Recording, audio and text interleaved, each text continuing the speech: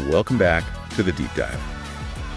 You know, it seems like every day we're just bombarded with new information and new technologies, and honestly, it can feel kind of overwhelming sometimes, right? It really can. So what if there was like a secret weapon, like something that can help us deal with all the chaos and stress? I like where you're going with this. Well, that's exactly what we're diving into today, the fascinating world of emotional intelligence. I love it. We'll be using Emotional Intelligence by Daniel Goleman as our guide on this journey. It's a classic, and Goleman makes a really compelling case that it's not just about being book smart. Right. It's about understanding and managing our emotions. Like it's about being emotionally intelligent. Exactly. And he even argues that emotional intelligence might be even more important than IQ when it comes to, navigating the ups and downs of life. So in the very beginning of the book, Goleman has this great story about a New York City bus driver. Oh, yeah. I love that story. It takes place during like a crazy heat wave in August. Right. Sweltering. And this bus driver,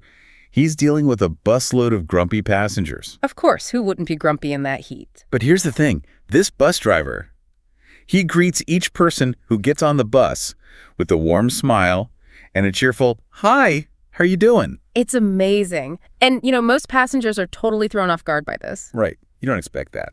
No, not at all. And what's really interesting is how this simple act, this little bit of kindness, it totally changes the entire mood on the bus. It's like he's creating a ripple effect of positivity. I know, right? Just imagine transforming like a potentially stressful, negative situation into something, well, just more pleasant. And that's exactly what Goleman's getting at, that emotional intelligence can be this, secret weapon for dealing with life's challenges. I love it. He even talks about a Harvard student with perfect SAT scores. Oh, wow. This kid, he ends up really struggling to graduate. What? How is that even possible? Because he lacked the emotional skills, like the skills to manage his time, to handle the stress of college life, to build healthy relationships. It's like that old saying, you can lead a horse to water. Exactly.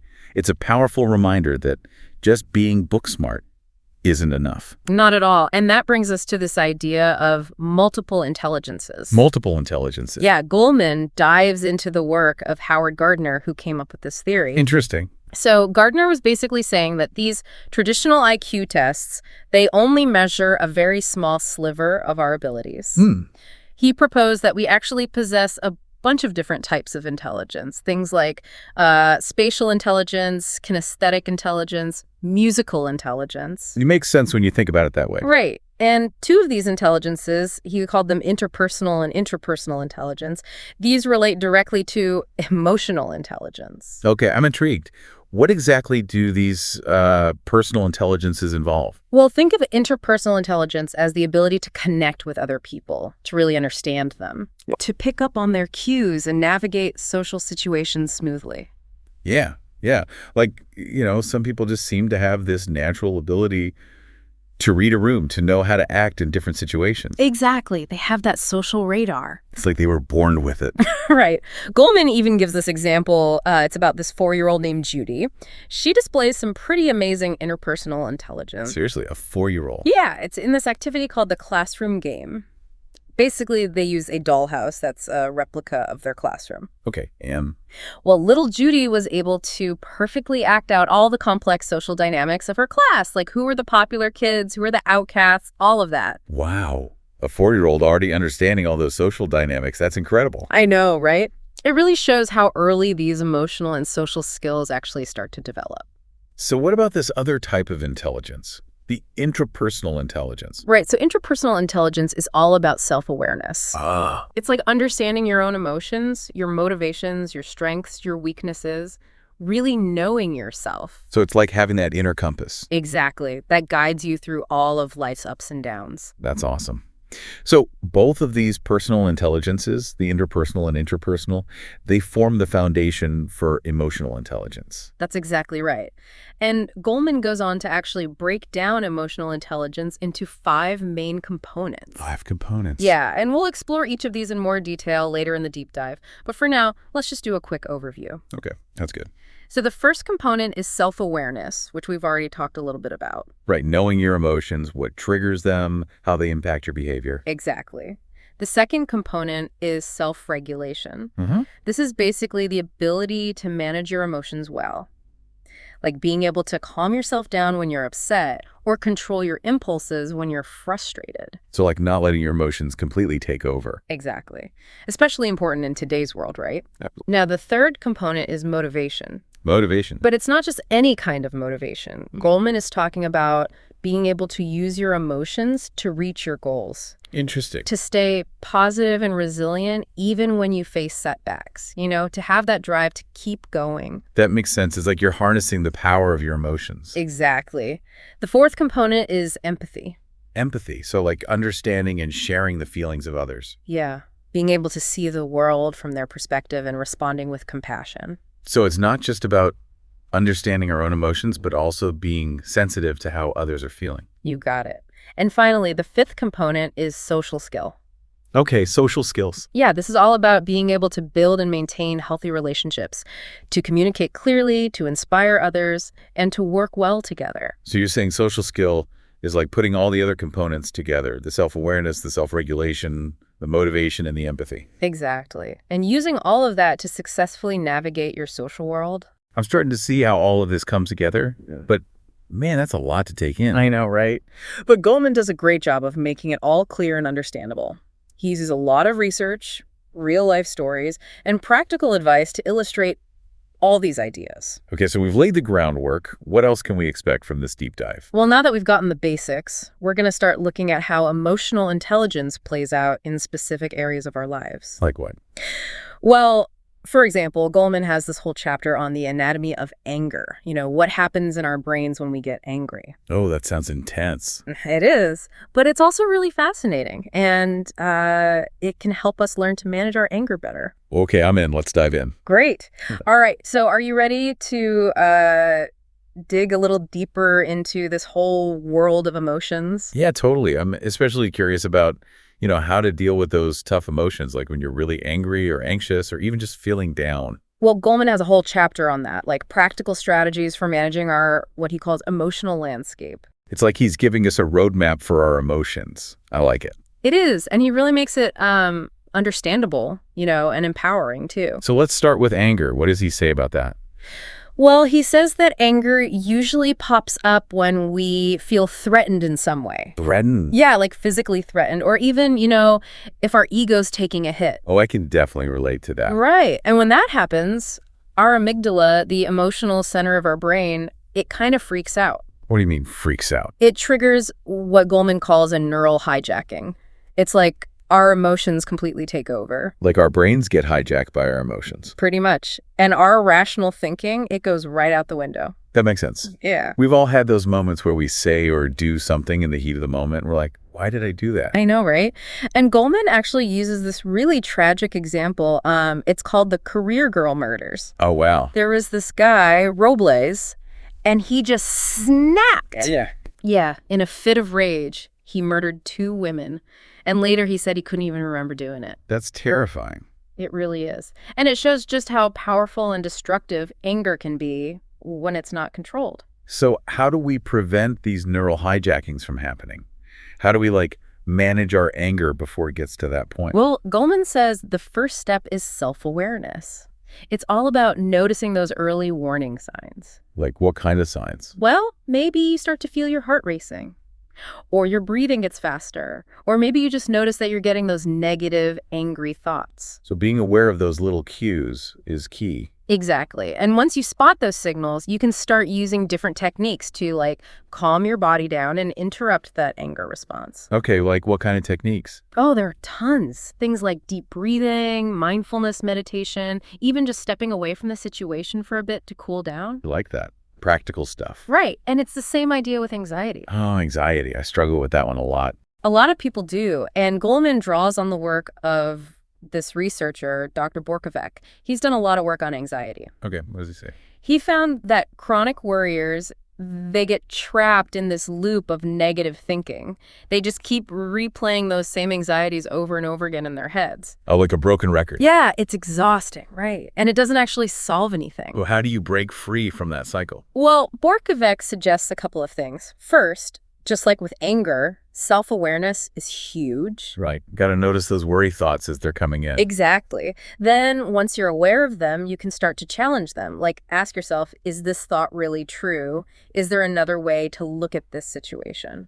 So instead of just passively worrying, you're taking a more active approach. Exactly. You're problem solving. And then alongside that, it really helps to use relaxation techniques. Oh, yeah, like deep breathing or meditation. Exactly. Anything that calms your body down can really help reduce those feelings of anxiety. Cool. So we've talked about anger, we've talked about anxiety. What about sadness? How do we deal with that? Goleman has some interesting thoughts on that too. First, he acknowledges that sadness is a normal emotion. Right. It's part of life. Exactly. And it serves a purpose, you know. It allows us to process loss, to grieve, to reflect. But what about when that sadness just lingers? Like when it turns into chronic sadness or even depression? Yeah, that's when it becomes a problem. And Goleman talks about the importance of distraction as a strategy for managing sadness. So, like, just try to think about something else. Kind of, but it's important to choose the right kind of distraction. What do you mean? Well, he suggests actively engaging in things that can shift your mood. Okay, like watching a funny movie. Exactly. Or listening to upbeat music, reading an inspiring book, you know, stuff like that. And what about those passive distractions, like just zoning out in front of the TV? He's not a big fan of those. He says they can actually make you feel worse. That's interesting. I know I've definitely been there, just vegging out in front of the TV when I'm down, and it doesn't always help. Right. The key is to do something that actively lifts your spirits. Makes sense. So we've got some good strategies for managing anger, anxiety, and sadness. What else does Goleman cover in terms of emotional intelligence? Well, he talks about this really fascinating experiment. It's called the Marshmallow Challenge. The Marshmallow Challenge. What's that? Okay, so this psychologist, Walter Mischel, he did this experiment with a bunch of 4-year-olds. He gave them a choice. Eat 1 marshmallow right away or wait 15 minutes and get 2. Oh, man, that's tough. Especially for a 4-year-old. I know, right? But what's amazing is that they followed these kids as they got older. The kids who were able to resist that temptation and wait for the 2 marshmallows, they did way better in life. You're kidding? No, it's true. They did better in school. They had stronger social skills. They were just more well-adjusted overall. So being able to control your impulses at 4 years old can actually predict your success later in life. That's wild. I know, right? It's pretty amazing. And Goleman uses this experiment to show the power of emotional self-control, which is a big part of emotional intelligence. So it's not just about being smart. It's about being able to manage your emotions and your behavior. Exactly. It's a skill that's super important for reaching any kind of long-term goal. This is all so fascinating, but we're only scratching the surface here. We'll be back to explore even more insights from emotional intelligence, including the role of empathy and how emotional intelligence affects our relationships and our physical health. Thank you for listening to Rambling Dan Rowe's Deep Dive Book Reviews. Please help support our channel by clicking the like and subscribe button. Thank you. Welcome back to the Deep Dive. We're continuing our exploration of emotional intelligence, and how it can really have a huge impact on our lives. And as we've been discussing, it's not like you're born with a certain amount of emotional intelligence and you're stuck with that. No, definitely not. It's a set of skills we can all develop and get better at over time. That's encouraging, right?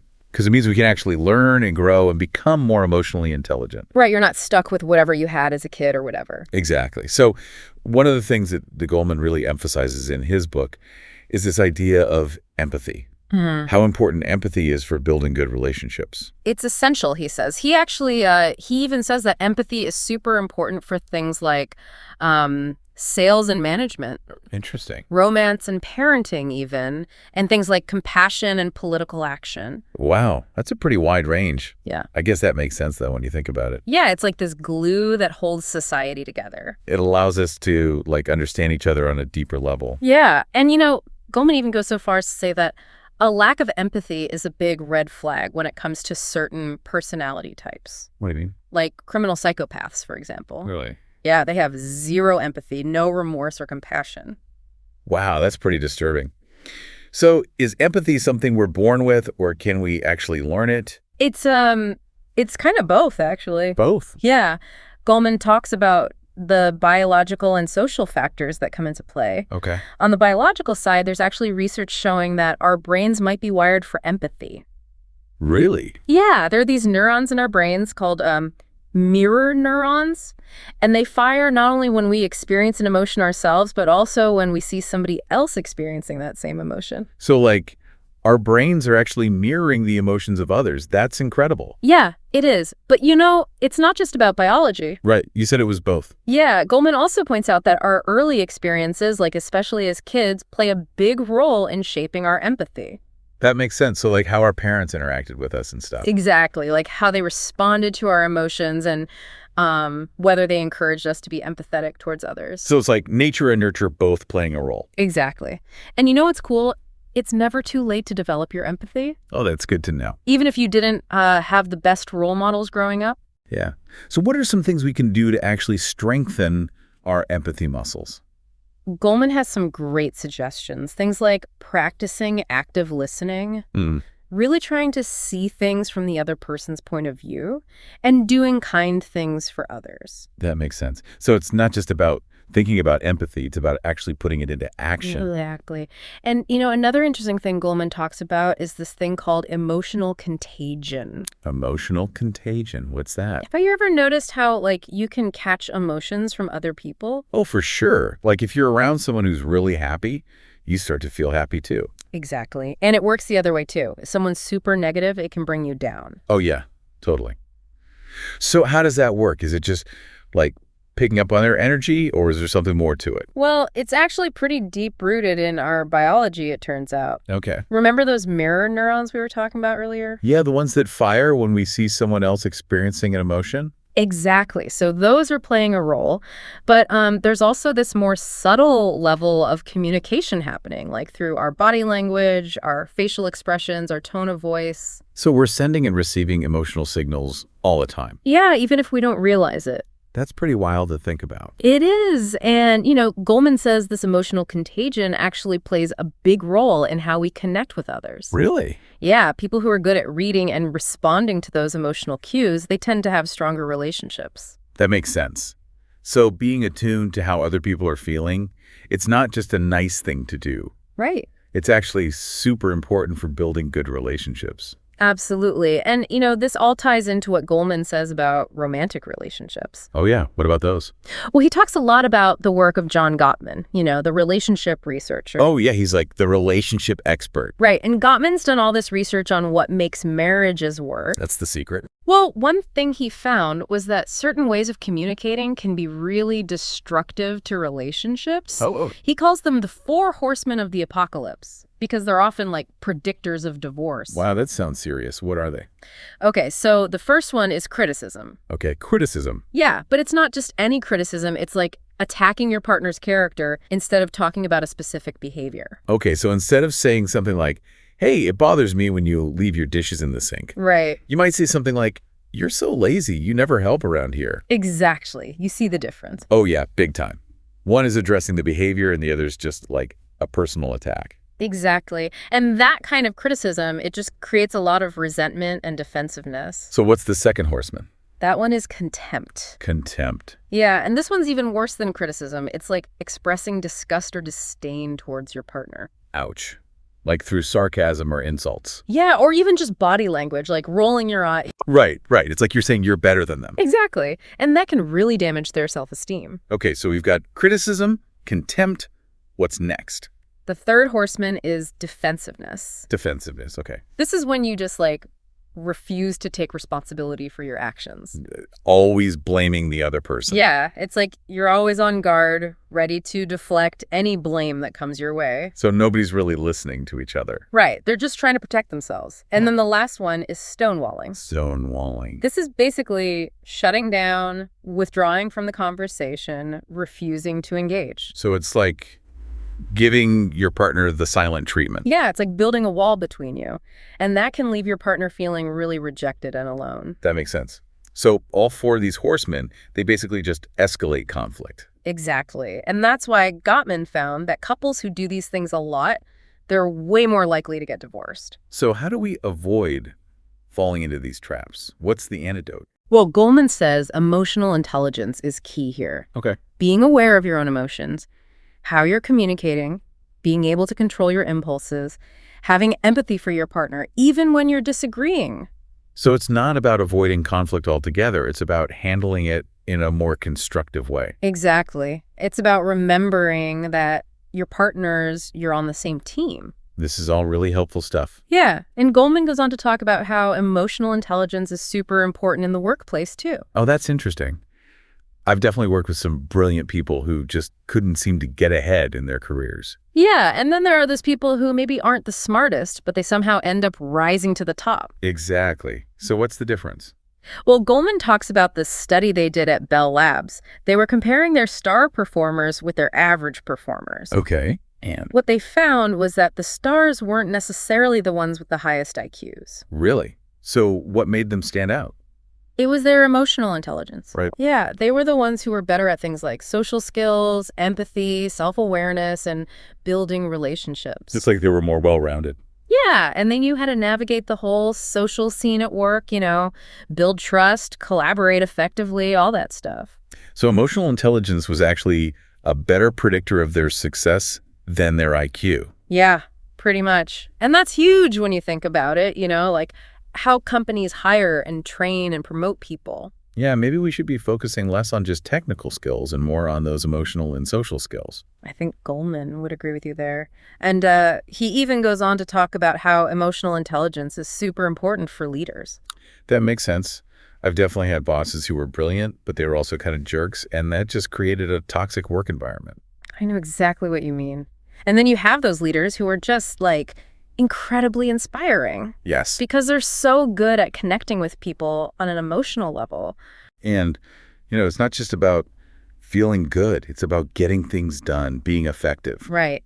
Goleman argues that emotionally intelligent leaders, they're just better at creating that kind of positive, collaborative environment where people can really thrive. This has been such an eye-opening deep dive. I feel like I've learned so much. Me too. And if you're feeling inspired to learn more, I highly recommend checking out Emotional Intelligence by Daniel Goleman. Yeah, it's a really great read. It's full of insights and practical tips. It could honestly change your life. Yeah, I think it could too. So until next time, keep diving deep and remember, your emotions are powerful tools. Learn to use them wisely.